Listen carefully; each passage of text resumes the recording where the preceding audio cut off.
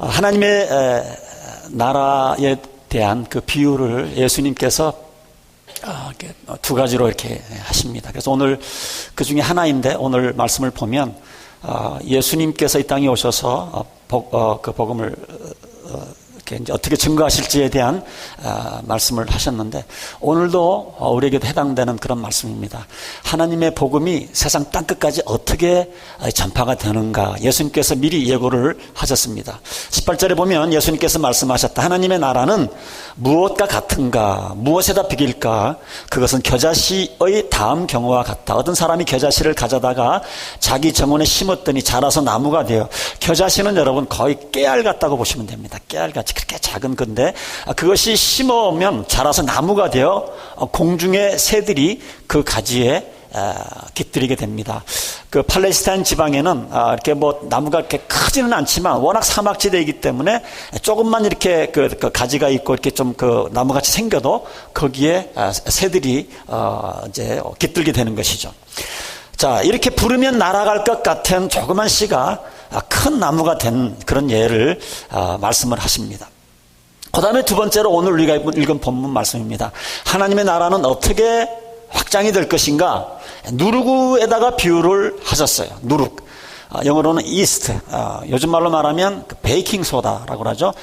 밀가루에다가 집어넣으면 이렇게 부풀어지는, 그래서 음식을 하게 되어지는데, 누룩의 경우와 같다. 어떤 여자가 누룩을 가져다가 가루 서말 속에 섞어 넣었더니 마침내 온통 부풀어 올랐다. 겨자씨도 눈에 작은 것이지만 큰 새들이 깃들 수 있는 큰 나무가 된 것처럼, 밀가루 반죽에 그 조그만 소량의 그 베이킹소다 이스트를 집어 누룩을 넣었을 때에 밀가루 반죽 전체가 부풀어 올라가는 것처럼, 저는 이런 경험이 많습니다. 저희는 이 쌀이 없어가지고 자랐을 때에 그 어머님이 늘 그 밀가루 반죽해가지고 거기다가 이스트를 집어넣고 불 있는데 내가 이렇게 좀 잘 이불 밑에 넣어놓으면 그게 부풀러가지고 그거 가지고 칼국수도 만들어 먹고 수제비도 만들어 먹고 했던 그 기억이 나서, 이 누룩 이스트의 효과를 저는 잘 압니다.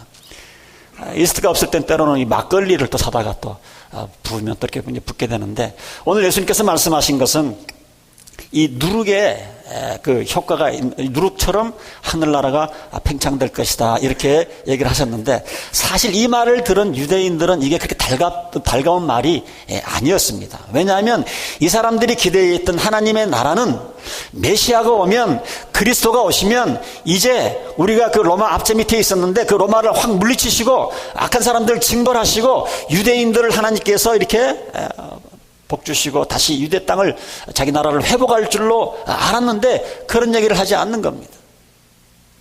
이스라엘 사람들에게는, 유대인들에게는 굉장히 실망스러운 그런 말이었어요. 그런데 예수님 말씀이 옳았습니다. 맞았습니다.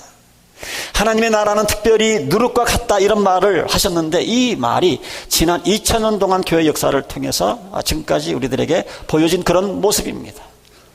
팔레스타인에서 12명, 예수님께서 승천하실 때 약 한 120명 남았는데 120명밖에 안 되는 조그만 새끼 시작한 이 복음이 지금은 온 세계의 곳곳에 누룩처럼 영향을 미치지 않는 곳이 없습니다. 우리가 지금 21세기를 살아가는데 21세기의 가장 큰 그 화두가 무엇입니까? 진정한 민주주의는 만민 평등 사상에 기초한 것인데, 이것이 없으면 민주주의를 한다고 해도 몸에 맞지 않은 그런 옷을 입은 것과 맞는 것입니다. 자, 그런데 이 만민 평등 사상이 어디서 나왔습니까? 이것을 가르쳐 주신 분이 2000년 전에 예수님께서 우리들이 가르쳐 주셨어요.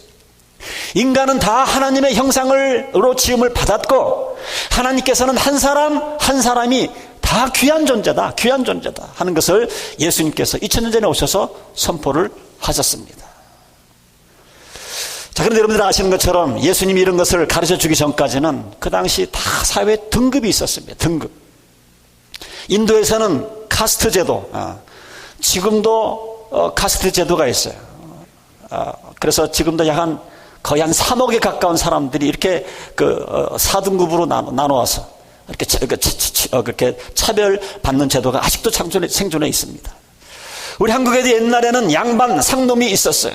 자, 그런데 이거를 무너뜨린 것이 바로 예수님이셨어요. 인간은 신분에 상관없이 어느 누구에게도 상관없이 우리는 하나님 앞에 귀한 존재고 내가 이런 귀한 존재를 위해서 몸을 버리러 왔다고 예수님께서 친히 선포하셨어요. 그리고 그것을 위해서 죽으시고 사흘 만에 부활하셨습니다. 그래서 어떤 사람들은 고대 그리스를 민주주의의 발상지로 여러분을 치지만 고대 그리스의 민주주의는 귀족들을 위한 민주주의지 평민들이나 그 노예들을 위한 민주주의가 아니었어요. 여러분들 이제 시간 되시면 BC 한 4세기경에 온 세상을 지배했던 그 마케도니아, 지금 그리스의 그 알렉산더 대제라는 얘기를 여러분 들어보셨을 겁니다. 그 영화를 보시면 알렉산더 혼자서 세계를 제패한 게 아니에요. 같이 귀족들이 함께 정말 민주주의식으로 세계를 이렇게 제패했던 것을 봅니다. 그러나 노예는 포함되지 않았어요. 그렇지만 진정한 만인 평등은 예수님께서 가르쳐 주셨어요. 예수님께서 가르쳐 주셨어요. 그래서 정말 누룩처럼 팔레스타인 지방에서 2000년 전에 조그맣게 시작한 것이 지금은 기독교권만이 아니라 기독교를 반대하는 사람들도 다 이 영향을 받고 있는 것 아닙니까? 그리고 요즘 또 세계적인 추세가 무엇입니까? 여성들의 인권입니다. 사실 여성들의 인권도 사실은 예수님부터 시작을 했어요. 복음으로부터 시작을 했습니다. 물론 동서양 역사를 보면 가끔 가다가 좀 이렇게 눈에 띄는 여성들이 일어났지만 어떤 힘이나 어떤 다른 그 외세에 의해서 능력을 쓴 것이지 남자 여자가 동등하기 때문에 그런 기초 위에서 커진 사람들은 아닙니다. 예수님께서는 여성을 똑같이 취급해 주셨고 그래서 사도들도 예수님의 이런 가르침을 받아서 갈라디아서 3장 26절 28절 지금은 이게 우리들에게 아무런 그렇게 감동을 안 주지만 그 당시 2000년 전에 이 말씀이 쓰여질 때니까 엄청난 파워풀한 하나님의 메시지였어요. 한번 들어보시기 바랍니다. 여러분은 모두 믿음으로 말미암아 그리스도 예수 안에서 하나님의 자녀들입니다.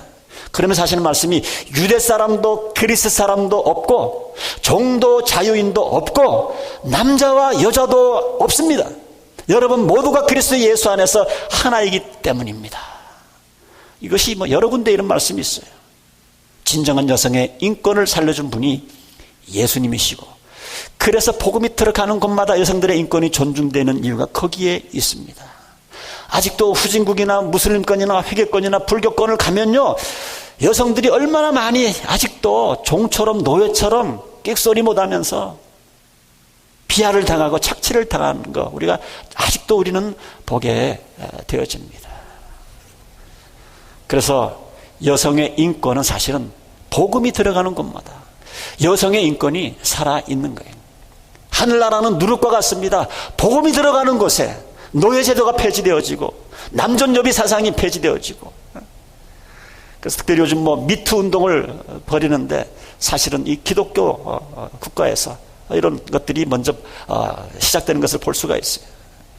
그래서 우리 이제 교회들도 이제 사실은 조심하셔야 돼요.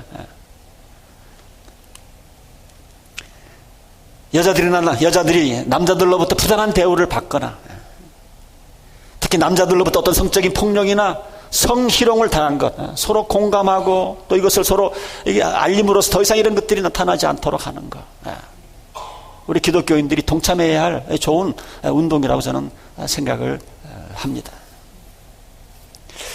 자, 하늘나라는 누룩과 같습니다. 우리 주위에서 그런 예를 많이 봅니다. 어느 가정에 믿지 않는 가정에 예수 잘 믿는 며느리가 들어와서 제일 처음에는 핍박을 받죠. 시부모에게 핍박을 받죠. 시동생들에게 핍박을 받죠. 그러다가 그 며느리의 신앙마저도 다 까먹는 줄 알았는데 시간이 지나니까 5년 있다가 10년 있다가 20년 있다가 30년 있다가 온 가족이 그 며느리로 말미암아 온 가족이 예수 믿는 그런 것들을 우리가 너무나 많이 보지 않습니까? 하나님의 나라는 누룩과 같이 번지는 거예요. 하나님이 같이 하시는 그곳, 하나님이 통치하시는 그 영역, 하나님의 나라는 미약한 것 같지만 반드시 왕성하게 되어 있습니다. 김정란 선교사님 지난 2주 전에 저한테 선교 편지를 보내왔는데 목사님 기도해 주세요. 딴 게 아니고 그렇게 복음을 전해도 작년 한 해 동안 자기네 그 팀들이 거의 한 9,600번에 걸쳐서 복음을 전하고 사람들을 만나고 그런데 목사님 그중에 예수 믿는 사람 손에 꼽아요. 너무 힘들어요, 목사님. 그래서 제가 답변을 하길 그렇게 했어요. 하나님께서는 우리들에게 원하시는 것이 어떤 몇 명을 우리가 구원시켰느냐, 그건 하나님의 일이고 우리가 할 일은 끊임없이 복음을 전하는 일이니까 실족하지 마십시오. 제가 그렇게 또 이제 답장을 해서 보내드렸습니다. 무슬림권, 불교권, 회교권 꼼짝 않을 것 같은 그 지역이지만 지금도 누룩처럼 이것저것에서 복음이 서서히 번져가고 있는 것을 보게 되어집니다. 세상 사람들은 굉장히 성공한 것 같지만 그 사람 죽고 나면 자기하고 자기 가정 그거 외에는 영향력이 없습니다. 그리고 그 영향력이라는 게 세습 이래가지고 좋은 영향을 못 미칩니다. 나쁜 영향력이에요. 그러나 이것이 하나님의 백성들이, 우리가 누룩처럼 사는 것은 우리 백성들이 누리는 특권인 것 같아요. 내 마음이 먼저 하나님이 통치하시는 하나님의 나라가 되고, 또 나라로 말미암아 우리 가정이 또 하나님이 통치하시는 그런 영역이 되고, 그래서 통치 영역을 자꾸 넓혀서 내가 있는 직장, 내가 하는 그 사업터가 하나님의 나라가 되고 점점 누룩이 되어서 하나님 나라가 우리 주위에 펼쳐갈 때에, 그때에 우리는 엄청난 영향력을 발휘할 수 있는 겁니다. 지금도 많은 교회 역사가들이 이렇게 빠른 시간 내에 유럽의 복음이 전파되어 온 것은 뭐냐면, 먼저 예수를 믿은 사람들이, 그 사람들이 귀족이든 군인이든 노예든 누구나 상관할 것 없이 그들의 삶 가운데서 하나님이 그들의 삶을 통치하고, 그들이 누룩 같은 삶을, 노예는 노예로서, 군인은 군인으로서, 정치인은 정치인으로서, 귀족은 귀족들로서 있는 곳에서 누룩 같은 역할을 한 거예요. 그래서 그 빠른 시간, 삽시간 내에 유럽 일대가 복음화된 것을 우리는 기독교 역사를 통해서 우리는 볼 수가 있습니다. 정치가 아닙니다. 사회 구조가 아니에요. 지금 한국의 새 정부가 들어선 지 1년밖에 되지 않았는데, 지난 1년 동안 잘한 것도 많지만, 제가 정치 얘기를 참 조심을 해야 되는데, 어쨌든 조금 더 이제 인생을 살아보니까 항상 새 정부가 들었을 때마다 항상 그랬어요. 사회 부패를 하는 사람들, 부조리한 것들 다 뜯어고치겠다고 했지만 1년이 지나고 3년이 지나고 5년하고 퇴임할 때쯤 되면 또 자기들도 그 부정부패에 빠져서 똑같이 정죄당하는 그런 모습, 그게 우리 한국의 역사 아닙니까? 그게 어디 한국 역사뿐입니까? 세계 역사가 그렇습니다. 여러분, 정치 가지고 해결되는 거 아닙니다. 그동안 세계 역사를 보면 이 땅에 유토피아를 건설하겠다고 얼마나 많은 머리 좋은 사람들이, 정치인들이 노력을 했지만 한 번도 이루지를 못했어요. 어떤 운동을 일으켜서 되는 게 아니에요. 구호로 되는 것이 아닙니다. 세상을 바꿀 수 있는 유일한 길이 무엇인지 아십니까? 예수님밖에 없어요. 세상을 바꿀 수 있는 유일한 길, 예수님을 주님으로 영접을 해서 내가 하나님의 통치 밑에 들어가고, 또 나로 인해서 다른 사람들이 예수님을 영접하고 그 사람이 또 하나님의 통치 밑에 들어가고, 누룩처럼 보이게 보이지 않게 하나님의 나라가 그렇게 확장되는 거예요. 그렇게.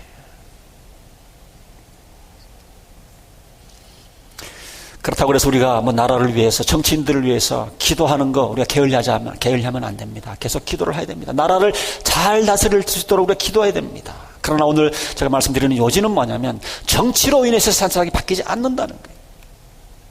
시책에 의해서 변하는 것이 아니라는 거예요. 어떤 무브먼트를 일으키고 구호에 의해서 세상이 변화되는 것이 아니라는 겁니다. 이러한 영향력이 있는 누룩의 삶은, 우리 하나님의 백성이면 내가 많이 배웠건 못 배웠건, 높은 위치에 있든 낮은 위치에 있든 우리는 다 누룩과 같은 그런 삶을 살아갈 수가 있습니다. 내가 먼저 주님 앞에 순종하고, 어디에 하나님께서 나를 꽂아놓든지, 하나님께서 나를 어디에다가 배치를 해놓든지 그곳에서 또 하나의 썩어지는 미랄과 누룩이 되는 거예요. 그럴 때 이런 영향력이 합쳐지면서 가정이 변하고, 커뮤니티가 변하고, 세상이 변하고, 나라가 변하고, 민족이 변하는 거예요. 이것이 세상을 바꾸는 길이고, 예수님께서 이미 2000년 전에 세상은 이렇게 변할 것이다라고 예언을 하셨습니다. 자, 이것은 반드시 가진 사람만이 하는 것이 아니죠. 알려지는 사람만이 하는 것이 아닙니다. 이런 누룩의 삶은요, 누구든지, 예수님의 제자는, 하나님의 제자는 누구든지 이런 삶을 살아갈 수 있어요. 여러분들이 지금 어떤 환경에서 지금 어떠한 삶을 살아가든지 간에 그곳에서 하나님 앞에 절대 순종하는 하나님의 종이 되어서 하나님을 의지하고 하나님의 인도하심을 받고 순종하는 여러분들, 그 주위가 차츰차츰 밝아지고 하나님의 나라가 그래서 확장되는 것 아니겠습니까? 자, 오늘 예수님께서는 이렇게 하늘나라, 킹덤 오브 갓, 하나님의 나라에 대한 설명을 하시고 계속 이제 트래블, 여행을 하십니다. 읽지는 않았지만 계속해서 21절에 보면 예수께서 여러 성읍과 마을에 들리시면서 가르치면서 예루살렘을 두루 여행하신 그런 장면이 나옵니다. 자, 그런데 여행을 하시면서 아주 흥미있는 질문을 예수님께서 받습니다. 23절에 보니까 어떤 사람이 예수께 물었다. 주님, 구원받을 사람은 적습니까? 우리도 그런 질문을 할 때가 있죠. 구원받을 사람은 어떻게 많습니까? 적습니까? 예수님께서 뭐라고 말합니까? 24절. 너희는 좁은 문으로 들어가기를 힘써라. 내가 너희에게 말한다. 들어가려고 해도 들어가지 못하는 사람이 많을 것이다. 여기서 예수님께서 하시는 말씀은 개인에게 주시는 말씀이라기보다는 이스라엘 전체, 이스라엘 나라 전체를 지금 염두에 두고 하시는 그런 말씀이에요. 이스라엘 사람들은 정말 메시아 그리스도가 와서 하나님의 나라를 설립하면 자신들은 자동적으로 하나님의 백성이 되는 것으로 생각을 했는데 예수님께서 그러지 않다. 문을 찾듯이 너희들이 찾아야 되고 너희들이 노력해서 들어가야 된다. 자동적으로 너희들이 유대인이라고 들어갈 수 없다. 이제 이게 이스라엘 유대인들에게는 굉장히 충격적인 말이고 계속 이런 말을 하면서 이제 유대인들이 예수님을 잡아서 죽이기로 이제 모함을 하게 되는 것이죠. 예수님께서 얘기하신 말씀, 좁은 문이라고 하는 것은 자동적으로 쫙 문이 열려서 쑥 들어가는 것이 아니라 내가 찾고 선택해서 들어가야 한다라는 그런 말씀입니다. 물론 여기 예수님께서 암시하는 것은 너희들이 내 말을 듣고 나를 받아들이고 순종해야 된다는 이 말씀을 하고 계신 것입니다. 또 예수님께서 한 걸음 더 나가서 이런 하늘나라에 들어갈 수 이런 기회는 여러분 항상 주어지는 것이 아니라는 그런 의미도 담겨 있어요. 이런 기회가 항상 주어지지 않는다는 겁니다. 25절 집주인이 일어나서 문을 닫아버리면 너희가 밖에 서서 문을 두드리면서 주인님 문을 열어주십시오 하고 졸라도 주인은 너희가 어디에서 열었는지를 모른다. 그렇게 대답할 것이다. 그때 너희가 말하기를 계속 성경에 보면 우리는 주인 앞에서 먹고 마셨으며 주인님은 우리를 길거리에서 가르치셨습니다 할 터이나 주인이 너희에게 말하기를 나는 너희가 어디서 왔는지 모른다. 불의를 일삼는 자들아 모두 내게서 물러가거라. 여러분 이 말씀 우리 신앙인들 이거 정말 우리가 새겨서 들어야 할 말씀입니다. 내가 열심히 사역을 했다고 했는데 열심히 하나님을 예배를 드린다고 생각을 했고 내가 하나님의 자녀라고 생각을 했는데 주님이 어떤 사람들에게는 내가 너를 모른다라고 할 수도 있다는 얘기예요. 주어진 기회가 끝나면 사람들이 우리라고 하면 우리 교회 다녔습니다 그럴 수가 있는데 제가 이런 봉사도 했습니다 얘기할 수도 있는데 이러고 말하지만 거기에 예수님을 내 인생으로 구주로 모시고 정말 참 하나님의 제자가 된 사람과 되지 않은 사람과 겉으로는 봐서는 모르죠. 예수님께서 하는 말씀을 나는 너희가 어디에서 왔는지 모른다. 불의를 일삼는 자들아 모두 내게서 물러가라. 우리 교회는 예수님의 이런 책망이 해당되지 않기를 주님의 이름으로 축원드립니다. 자, 그 다음에 유대인들에게 충격적인 말인데요. 아브라함과 이삭과 야곱과 모든 예언자는 하나님 나라 안에 있는 너희는 바깥으로 쫓겨난 것을 너희가 보게 될 때에 거기서 슬피 울면서 이를 갈 것이다. 그러면서 하신 말씀이 사람들이 동과 서에서 또 남과 북에서 와서 하나님 나라 잔치에 앉을 것이다. 자, 여기서 이제 좀 배경을 잘 아셔야 되는데 유대인들은 자기네들이 유대인들이니까 자동적으로 구원받을 줄 알았는데 예수님이 그렇지 않다라고 얘기를 하는 겁니다. 그리고 한 걸음 더 나아가서 이제 유대인들이 아니고 이방인들에게도 복음이 전파되어서 하나님의 나라는 유대인들에게만 속하는 것이 아니라 이제 하나님의 나라는 이방인들에게까지도 뻗쳐지게 될 것이다. 그래서 사도 바울이 이 사실을 깨닫고 에베소서 3장 6절에 이렇게 말합니다. 이방 사람들이 복음을 통하여 그리스도 예수 안에서 유대 사람들과 공동 상속자가 되고 그러니까 유대인들에게는 이런 말씀 드리면 얼마나 불편하겠습니까? 선민 사상이 가득한 유대인들에게 그 당시에는 이방인들을 불쏘시라고 생각해 사람 취급을 하지 않았는데 예수님께서 하시는 말씀이 이제는 이방인들과 유대인들이 공동 상속자가 되게 하시겠다.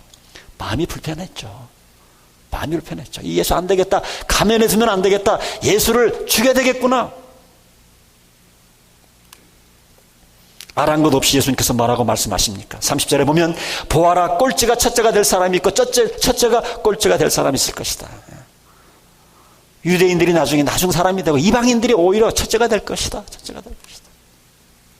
자, 오늘 이 말씀을 통해서 다시 한번 우리 자신을 살펴보아야 합니다. 하나님께서 지금 우리에게 이렇게 엄청난 기회를 주셨는데 이런 기회가 항상 주어지는 것이 아니라는 거예요. 언젠가는 문이 닫힐 때가 있다라는 겁니다. 정말 우리가 이 기회가 있을 때 하나님을 분명히 알고 예수님을 분명히 알고 내가 누구인지를 분명히 알고 내가 정말 죄인이라는 사실을 분명히 알고 기회가 있을 때에 빨리 하나님 앞으로 여러분들 돌아오셔야 됩니다. 여러분들, 저는 참 미국에 사는 축복 가운데 하나가 우리가 복음을 제대로 접하고 신앙생활을 제대로 할 수 있는 그런 환경이 참 우리가 미국에 사는 그런 축복 가운데 하나인 것 같아요. 한국은요, 미국에서 그렇게 신앙생활 그렇게 잘했다가도 한국만 나가면 6개월이 안 돼서 다 신앙생활 퍼센테이지 따니까 많은 분들이 다시 잃어버린대요. 미국도 바쁘긴 바쁘지만 한국이 얼마나 바쁩니까? 회사 사원 같으면 회식에다가 사업하는 사람들은 또 뒷거래도 해야 되죠. 동창들 만나야 되죠. 친척들 경조사 챙겨야 되죠. 만나야 될 사람들이 얼마나 많이 있습니까? 그래서 누가 그런 얘기를 하더라고요. 미국에서 예수 믿고 한국에 가신 분들이 이제 그런 얘기를 하는데 미국은 천국이고 한국은 지옥이라고 그래요. 그런데 그렇게만 들으면 좀 오해할 소지가 있는데 앞에 그 형용사가 붙습니다. 미국은 재미없는 천국이고 한국은 재미있는 지옥이래요. 재미있는 지옥. 무슨 말인지 아시죠? 2년 전에 정말 오랜만에 한국을 나갔는데 저희 집사람하고 나갔는데 지방에 갔다가 서울에 오게 됐는데 어떻게 하다 보니까 밤 한 1시 반인가 거의 2시 다 된 것 같아요. 2시 다 됐는데 아주 대학가 이렇게 지나서 쭉 오는데 대학가나 중심도로 가는데 아주 불야성을 이루어요. 불야성을. 술집마다 음식점마다 그 시계를 다시 봤어요. 거의 2시가 다 돼가요. 2시가 다 돼가.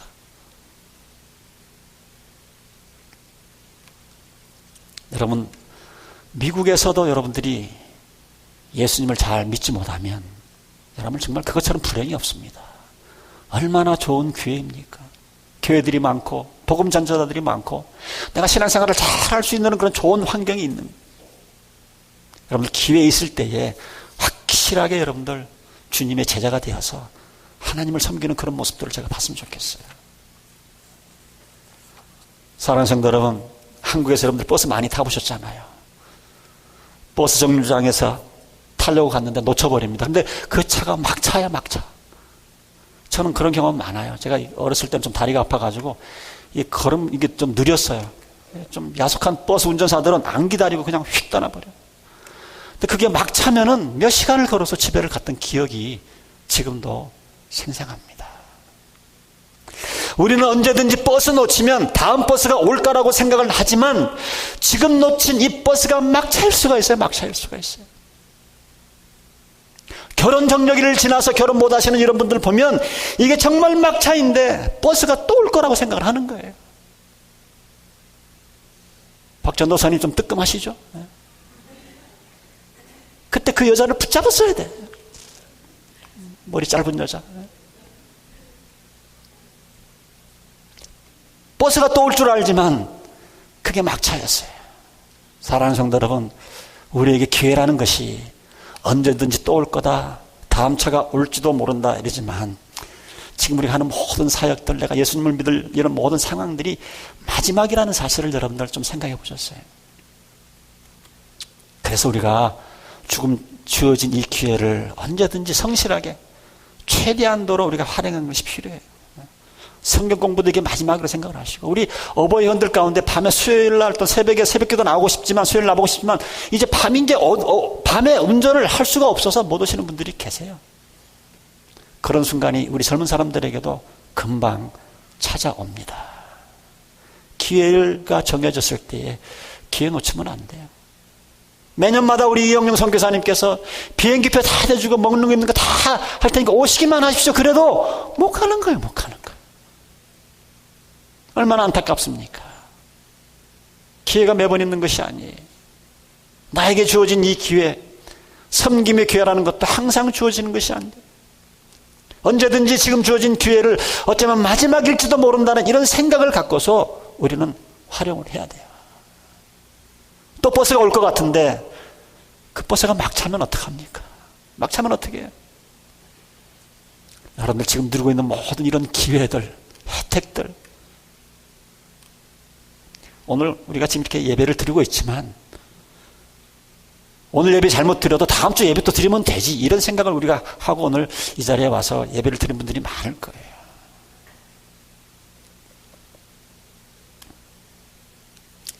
그런데 여러분들이 지금 오늘 우리가 드리는 이 예배가 익투스 교회에서 드리는 마지막 예배라고 그러면 우리의 예배 태도가 달라질 거예요. 오늘 드리는 이 예배가 마지막이라고 그러면 찬송을 부를 때 건성건성으로 부를 수가 없어요. 대표 기도를 할 때 그냥 대표 기도 하거나 말거나 그렇게 우리가 기도하지 않습니다. 대표 기도할 때도 마음을 실어서 함께 하나님 앞에 기도하고, 때로는 우리가 마지막 봉사할 수 있는 기회다, 마지막 예배다, 내가 이 사람에게 복음을 전가할 수 있는 마지막 기회다, 이런 심정으로 여러분들 우리가 신앙생활을 하셔야 됩니다. 그래야 우리가 이런 어떤 긴장감, 활기, 한번 그렇게 살아보시기 바랍니다. 오늘 하루가 어쩌면 여러분들 오늘도 예배 시간에 우리가 좀 서로 교제하자고 그랬는데, 오늘 내가 어버이의 손 맞잡았는데 그 손 맞잡은 것이 오늘이 마지막일 수도 있다니까요. 기회가 있을 때에 한번 등 들어도 주시고, 한번 스마일 보여주시고, 격려해 주시고, 내가 이번 주에 준비하는 이 점심이 어떤 분들에게 마지막일 수 있다는 생각으로 한번 점심을 준비하면 어떨까요?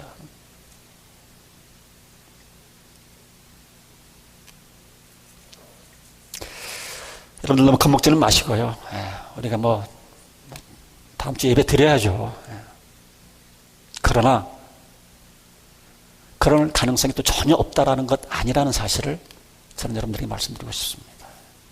언제든지 그래서 우리가 하루하루를 최선을 다해서 사셔야 돼요. 오늘이 마지막일지도 모른다,